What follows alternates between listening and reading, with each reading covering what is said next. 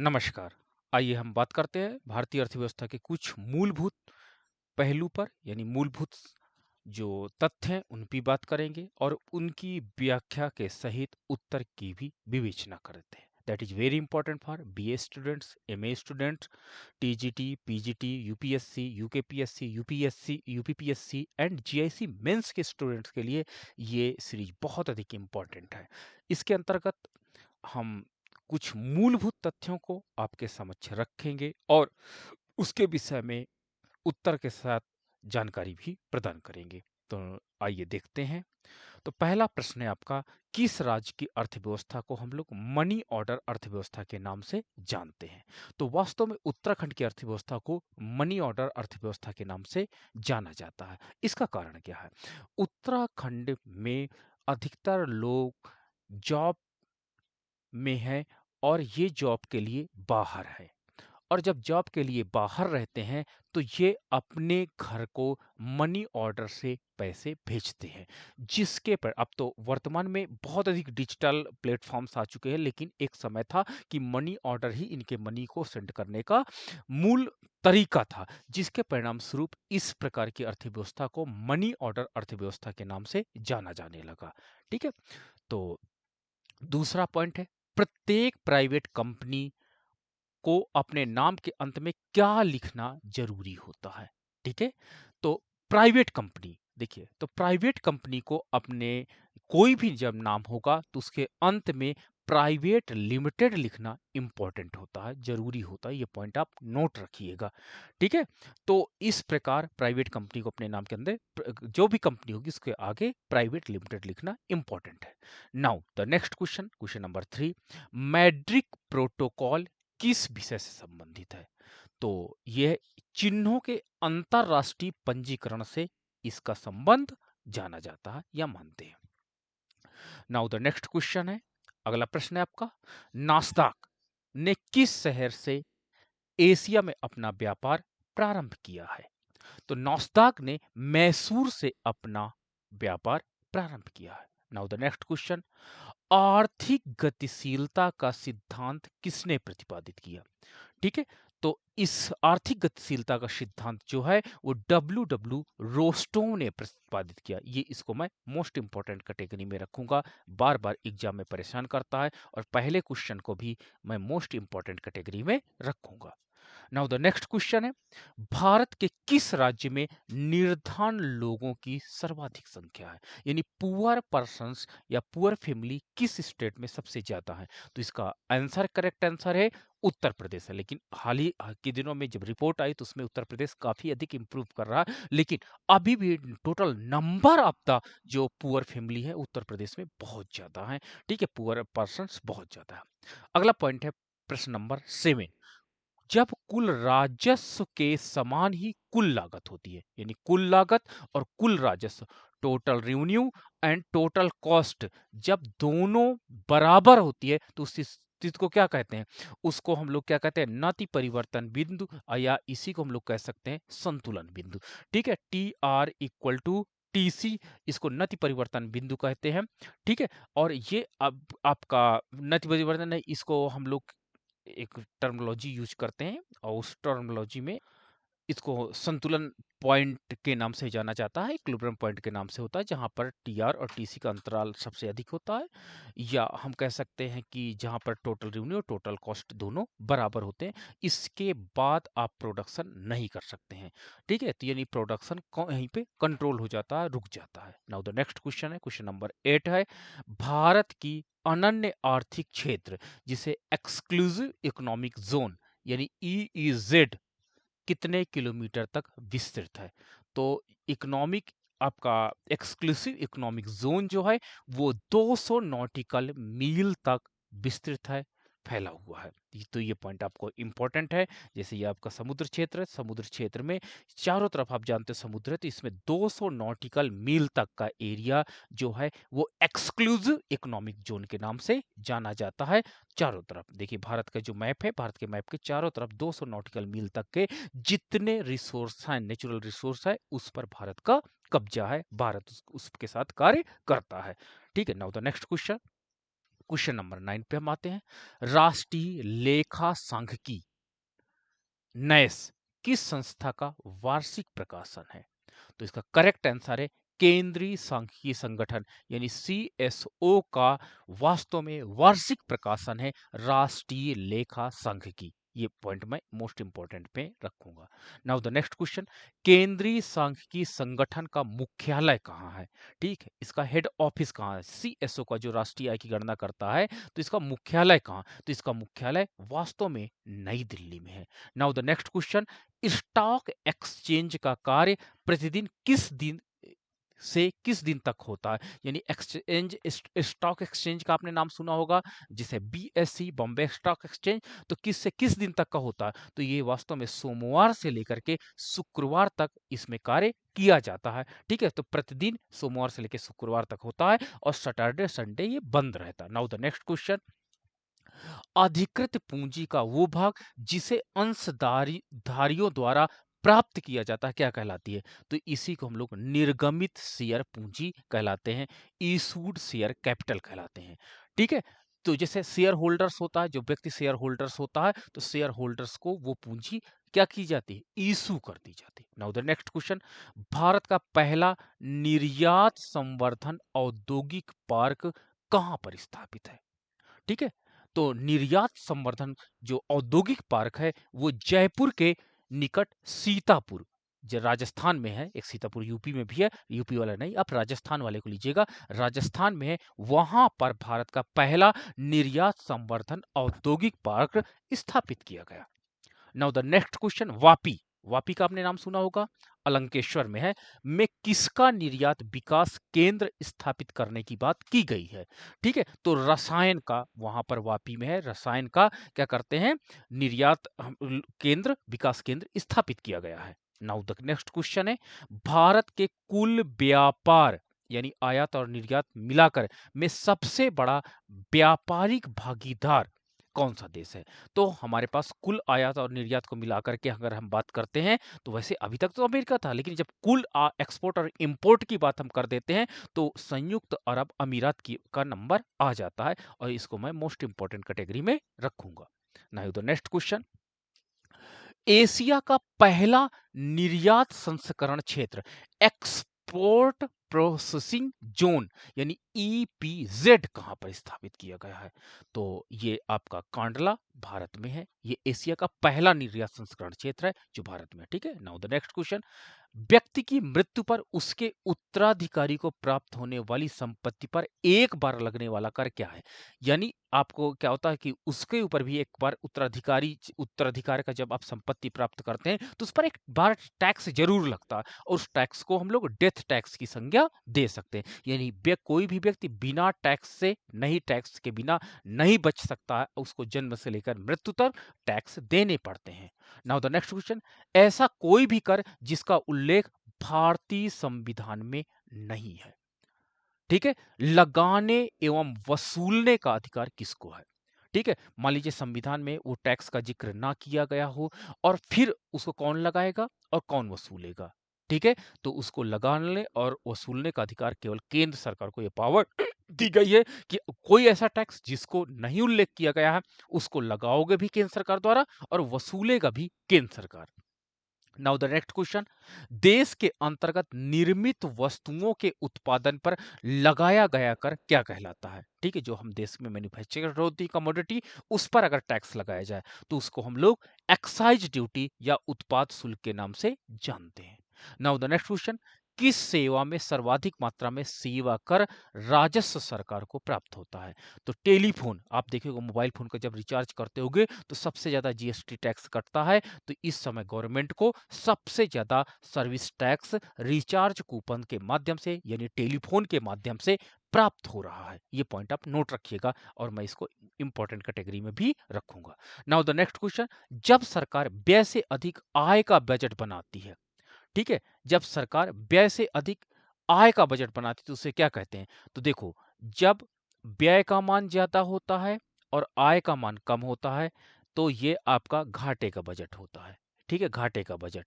ठीक है, जब व्यय का मान आय के मान के बराबर होता है, तो ये आपका संतुलित बजट होता है।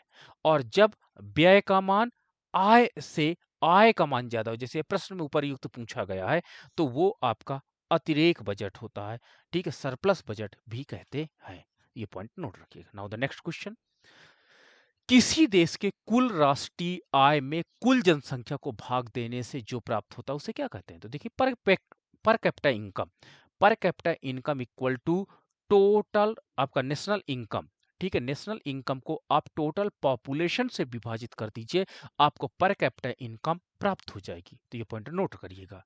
अगला पॉइंट है 23 नंबर प्रश्न पे हम बात करते हैं। भारत के कितने ऐसे प्रधानमंत्री हुए हैं जो वित्त मंत्री पद पर भी काम कर चुके हैं? तो ये इंपॉर्टेंट क्वेश्चन है। तो 4। अब नाम आपको नाम कलेक्ट करना होगा जो प्रधानमंत्री होते हुए भी वित्त मंत्री के पद पर रह चुके हैं, वित्त मंत्री के पद पर काम कर चुके हैं।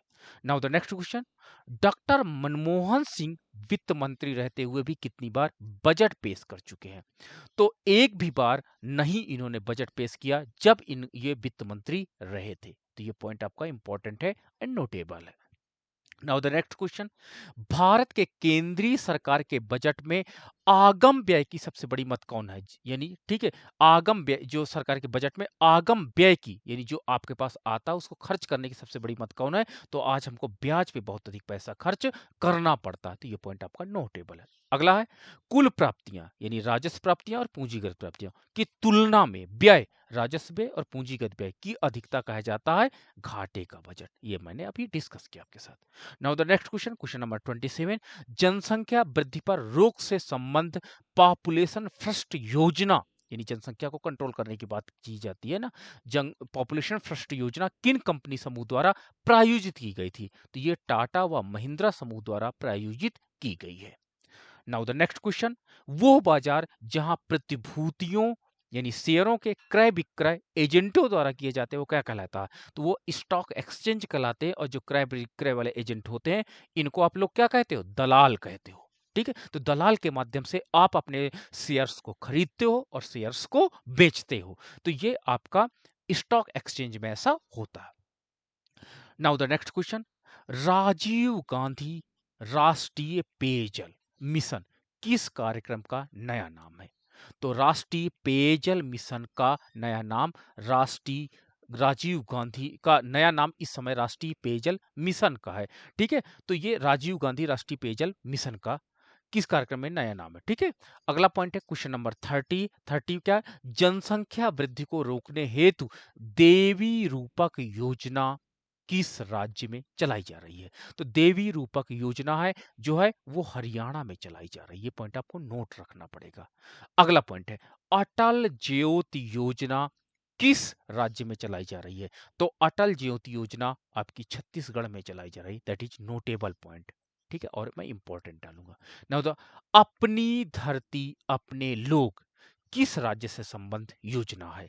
ठीक है, तो ये राजस्थान में ये आपका टैगलाइन चालू की गई, अपनी धरती अपने लोग। Now the next question, question number 33, एशियाई विकास बैंक ने भारत के किस नगर से अपना आवासीय कार्यालय खोला है? तो एशियाई विकास बैंक ने नई दिल्ली में अपने क्या कहते हैं नया आवासीय कार्यालय खोला है। अगला, वो कौन सा बैंक है जिसने कृषकों के पास आसानी से पहुंचने के लिए किसान क्लब बनाए हैं? तो क्षेत्रीय ग्रामीण बैंक है जिन्होंने किसानों के पास फाइनेंस की सुविधा को उपलब्ध कराने के लिए क्षेत्रीय ग्रामीण बैंक या क्लब बनाए गए। अगला प्रश्न है, भारत जैसे अल्प विकसित देश में किसानों को कितने प्रकार की साख की आवश्यकता पड़ती है? तो भारत में जो किसान है वो 3 प्रकार की साख का प्रयोग करते हैं। पहला साख आपका है दीर्घकालिक साख, दूसरा साख आपका कौन सा है? दूसरा साख आपका मध्यकालीन होता है, और तीसरा आपका अल्पकालिक होता है। तो ये 3 प्रकार की साख की आवश्यकता पड़ती है। अगला क्वेश्चन है क्वेश्चन नंबर 36, मुद्रास्फीति बढ़ने से किसको लाभ होता है? ठीक है, लाभ और हानि की सूचना मैंने अपने वीडियो में दिया, उसको आप देखिएगा। ऋणी को लाभ होता है। ये पॉइंट नोट रखिएगा। अगला पॉइंट है क्वेश्चन नंबर 37, वैसी स्थिति जिसमें वस्तुओं के मूल्य बढ़ते हैं तथा मुद्रा का मूल्य गिरता है क्या कहलाता है? तो इस स्थिति को हम लोग मुद्रास्फीति कहते हैं। और ये आपका डिफिनीशन मुद्रास्फीति की, जब वस्तुओं का प्राइस बढ़ता है, प्राइस राइज करता है और उसके परिणाम स्वरूप वैल्यू ऑफ मनी कम हो जाती है, तो वैल्यू ऑफ मनी डिक्लाइन करती है। अगला, भारत में किस बैंक ने सर्वप्रथम विभिन्न शहरों में स्थित अपने कार्यालयों को उपग्रह नेटवर्क से जोड़ा है? तो स्टेट बैंक ऑफ इंडिया ने उपग्रह सैटेलाइट नेटवर्क से जोड़ा, ताकि इंटरनेट कनेक्टिविटी की कोई समस्या न आने पाए। नाउ द नेक्स्ट क्वेश्चन, सर्वाधिक सकल गैर निष्पक्षी परिसंपत्ति यानी ग्रॉस एनपीएस वाला सार्वजनिक बैंक कौन सा है? तो भारतीय स्टेट बैंक है। अगला है, भारत में कृषि व ग्रामीण विकास हेतु वित्त उपलब्ध कराने वाली सर्वोच्च संस्था कौन सी है? तो ग्रामीण विकास के लिए, कृषि के लिए नाबार्ड है जो सबसे ज्यादा रिसोर्स उपलब्ध कराती है। अगला पॉइंट है, भारतीय रिजर्व बैंक में सामान्य प्रबंधन एवं निर्देशन कितने सदस्यीय के एक केंद्रीय निदेशक मंडल द्वारा किया जाता है? तो 20 सदस्यीय मंडल यहां पर होते हैं जिनके द्वारा ये कार्य किया जाता है। अगला पॉइंट है पॉइंट नंबर 43, भारतीय स्टेट बैंक द्वारा भारत में पहला तैरता हुआ एटीएम कहां पे लगाया गया है? बहुत इंपॉर्टेंट बात है, ठीक है। फ्लोटिंग यानी जो जल में तैर रहा है, तो ये कोच्चि में लगाया गया है, क्योंकि वहां पर जल स्रोत जाता है और जल ही परिवहन का माध्यम है, इसलिए वहां पर फ्लोटिंग आपका लगा एटीएम लगाया गया है ताकि वो फ्लोट करता रहे। अगला पॉइंट है 43, रासायनों की मांग आपूर्ति हेतु कौन सा बंदरगाह स्थापित किया गया है? तो दाहेज बंदरगाह है जहां पर रासायनों की मांग तथा आपूर्ति की जाती है। अगला पॉइंट है 44, टेलीफोन नेटवर्क की दृष्टि से भारत का विश्व में कौन सा स्थान है? तो टेलीफोन नेटवर्क की दृष्टि से भारत का विश्व में तीसरा स्थान है, यानी जो आपके पास नेटवर्क है। अगला पॉइंट है, भारत में किस राज्य ने सर्वप्रथम रोजगार गारंटी कार्यक्रम चलाया था? तो महाराष्ट्र ने सबसे पहले रोजगार गारंटी कार्यक्रम चलाया था। मैं इसको इंपॉर्टेंट कैटेगरी में डालूंगा। Now the next question, question number 46, 2007 में भारत में सर्वाधिक शिक्षित बेरोजगारों की संख्या वाला राज्य कौन सा था? तो सबसे ज्यादा शिक्षित बेरोजगार पश्चिम बंगाल में 2007 में पाए गए थे। अगला प्रश्न है 47, राष्ट्रीय कृषि विपणन संस्थान, ठीक है, राष्ट्रीय कृषि विपणन संस्थान कहां पर स्थित है? तो इसका करेक्ट आंसर है ये जयपुर में स्थापित है। अगला पॉइंट है 48, श्रम विभाजन बाजार के आकार द्वारा सीमित होता है, ये कथन किस अर्थशास्त्री का है? तो श्रम विभाजन की बात एडम स्मिथ कहते हैं, और इन्होंने सरल श्रम विभाजन की बात कही और इन्होंने जटिल श्रम विभाजन की बात कही। दोनों प्रकार के श्रम विभाजनों को इन्होंने डिफाइन किया है। नाउ द नेक्स्ट क्वेश्चन, राष्ट्रीय किसान आयोग का मुख्यालय कहां पर है? तो राष्ट्रीय किसान आयोग का मुख्यालय नई दिल्ली में स्थापित है, ये पॉइंट नोट करना है। किस राज्य द्वारा किसानों के लिए खलिहान बीमा योजना प्रारंभ किया गया? तो ये करेक्ट आंसर है आपका राजस्थान द्वारा खलिहान बीमा योजना को स्थापित किया गया। तो हमने इन 50 प्रश्नों के उत्तर देखे, आप एक दो और देख लेते हैं। भारत में रेशम उद्योग का सर्वाधिक स्थानीयकरण किस राज्य में हुआ है? तो रेशम उद्योगों का जो स्थानीयकरण है वो कर्नाटक में ज्यादा सेंट्रलाइज है, और कर्नाटक में रेशम उद्योग को ज्यादा अधिक, मतलब रेशम उद्योग ज्यादा तेजी से पल्लवित होता जा रहा है, तो हम कह सकते हैं कि स्थानीयकरण कर्नाटक पे ही हो गया है। अगला है, शुद्ध विदेशी मुद्रा उपार्जन में सर्वाधिक योगदान किस उद्योग का है? तो विदेशी मुद्रा उपार्जन में, यानी जो विदेशी मुद्रा सबसे ज्यादा कहां से, किस उद्योग द्वारा हमको ज्यादा प्राप्त होती है? तो कपड़ा उद्योग द्वारा। देखिए, एक समय था जब हम लोग क्या करते थे, ईस्ट इंडिया कंपनी हमारे कपास को ले जाती थी और कपड़ा हम खरीदते थे। आज यही कपड़ा हमको सबसे ज्यादा विदेशी मुद्रा उपार्जन कर रहा है, अर्जित करने में सहयोग कर रहा है। ठीक है। 53, विभिन्न राज्यों के मध्य खाद्य उत्पादों के वितरण तथा अन्य देशों के खाद्य उत्पादों के निर्यात व्यापार में कौन सी संबंध संस्था संबद्ध है? तो वो है नेफेड है, जो ये कार्य कर रही है। ठीक है, खाद्य उत्पादों के वितरण और अन्य देशों के खाद्य उत्पादों के निर्यात व्यापार के लिए नेफेड बहुत अधिक सहयोग कर रही है। अगला, भारत में नारियल का सर्वाधिक उत्पादन करने वाला राज्य कौन सा है? तो करेक्ट आंसर है केरल है, जहां पर सबसे ज्यादा नारियल का उत्पादन किया जाता है। पॉइंट नोटेबल है। अगला पॉइंट है, हरित क्रांति का सर्वाधिक प्रभाव किस फसल के उत्पादन पर पड़ा? तो हरित क्रांति का प्रभाव याद रखना, सफल किसके संदर्भ में रही? गेहूं और चावल के संदर्भ में। और इंपैक्ट किस पे पड़ा? गेहूं में सबसे अच्छा इंपैक्ट, पॉजिटिव इंपैक्ट पड़ा। अगला पॉइंट है, भारत में चीनी मिलों की सर्वाधिक संख्या किस राज्य में है? तो चीनी मिलें जो है भारत में सबसे ज्यादा महाराष्ट्र में पाई गई हैं। ये पॉइंट आप नोट रखिएगा। वाणिज्यिक स्तर पर देश की पहली और सौर ऊर्जा परियोजना कहाँ निर्माणाधीन है? वाणिज्यिक स्तर पर, ठीक है, अभी तक घरेलू स्तर पर आपने देखा होगा सूर्य सोलर ऊर्जा का प्रयोग किया जा रहा है। अब इससे हमारी जो वाणिज्यिक लेवल पे कंपनियां भी चलाती हैं, तो मथानिया जोधपुर में है, यहां पर वाणिज्यिक स्तर पर सौर ऊर्जा परियोजना निर्माणाधीन है। ये पॉइंट आपको नोट रखना पड़ेगा और इसको मैं इंपॉर्टेंट की कैटेगरी में रखूंगा। अगला पॉइंट है, सीमेंट उत्पादन में किस राज्य का भारत में प्रथम स्थान है? तो राजस्थान का सीमेंट उत्पादन में प्रथम स्थान है। नाउ द नेक्स्ट क्वेश्चन, निजीकरण की प्रक्रिया के संकेत के लिए किस शब्द का प्रयोग किया जाता है? तो निजीकरण की प्रक्रिया को विनिवेशीकरण कहा जाता है, ठीक है, डिस इन्वेस्टमेंट कहा जाता है। अगला पॉइंट है, भारत का सबसे बड़ा संगठित उद्योग कौन सा है? तो कपड़ा उद्योग सबसे बड़ा ऑर्गेनाइज उद्योग है। अगला पॉइंट है 61, भारत में सार्वजनिक क्षेत्र का प्रथम उर्वरक संयंत्र कहां लगाया गया? तो सिंदरी में पहला सार्वजनिक क्षेत्र का उर्वरक संयंत्र लगाया गया था। अगला पॉइंट है, निजी क्षेत्र का प्रथम निर्यात प्रसंस्करण क्षेत्र कहां स्थापित किया गया है? तो इसका करेक्ट आंसर है सूरत में। अगला पॉइंट है 63, कौन सी नकदी फसल के निर्यात से अधिकतम विदेशी मुद्रा प्राप्त होती है? तो चाय वो नकदी फसल है जिससे सबसे ज्यादा हमको निर्यात से क्रॉप के मामले में ज्यादा मुद्रा, विदेशी मुद्रा प्राप्त होती है। अगला पॉइंट है 64, केंद्र एवं राज्य के बीच वित्तीय विवादों के निपटारे हेतु मुख्य एजेंसी कौन सी है? तो वित्त आयोग मुख्य एजेंसी है। अगला पॉइंट है, ग्रीन जीएनपी का मूल्यांकन कितने वर्षों के पश्चात किया जाता है? तो ग्रीन जीएनपी का जो मूल्यांकन है वो हर 10 वर्ष के बाद कर लिया जाता है। अगला पॉइंट है, 8वीं पंचवर्षीय योजना का नवीन प्रारूप किसके निर्देशन में तैयार किया गया? तो प्रणब मुखर्जी जी के निर्देशन में 8वीं पंचवर्षीय योजना का प्रारूप तैयार किया गया था। नाउ द नेक्स्ट क्वेश्चन, किस पंचवर्षीय योजना का प्रारूप 4 सरकारों ने अपने अपने तरीके से तय किया था? तो 8वीं पंचवर्षीय योजना है जिसको 4 सरकारों ने अपने तरीके से तय किया था। अगला पॉइंट है, द्वितीयक पंचवर्षीय योजना में सर्वोच्च प्राथमिकता किस क्षेत्र पर दिया गया? तो उद्योग क्षेत्र पर दिया गया। भारत में क्रेडिट रेटिंग एजेंसी विनियामक कौन है? तो सेबी द्वारा जो आपका है वो क्रेडिट रेटिंग एजेंसी का विनियामक है, रेगुलेटर है। भारत की कौन सी संस्था केंद्र एवं राज्यों के मध्य समन्वय स्थापित करती है? तो अंतरराज्यीय परिषद का यह काम है केंद्र और राज्यों के मध्य संबंध या समन्वय को स्थापित रखना। अगला पॉइंट है, अंतरराज्यीय परिषद एक संवैधानिक संस्था के साथ साथ और कैसी संस्था है? तो एक एडवाइजरी संस्था है, परामर्शदात्री भी संस्था के नाम से ये जाना जाता है। अगला पॉइंट है, कौन सा आयोग देश के भौतिक, पूंजीगत, मानवीय संसाधनों का पूर्वानुमान लगाता है कि देश में भौतिक पूंजी कितनी है, पूंजीगत पूंजी कितनी है और मानवीय संसाधन कितने हैं? तो योजना आयोग का काम है, जो अब इस समय नीति आयोग के नाम से जाना जाता है।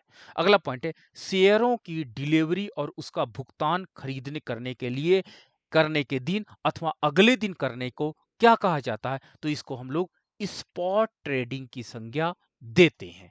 तो ये थे कुछ महत्वपूर्ण प्रश्न और उनके उत्तर। आगे हम फिर जल्दी मिलेंगे आपको अगले सीरीज के साथ। So much thank you.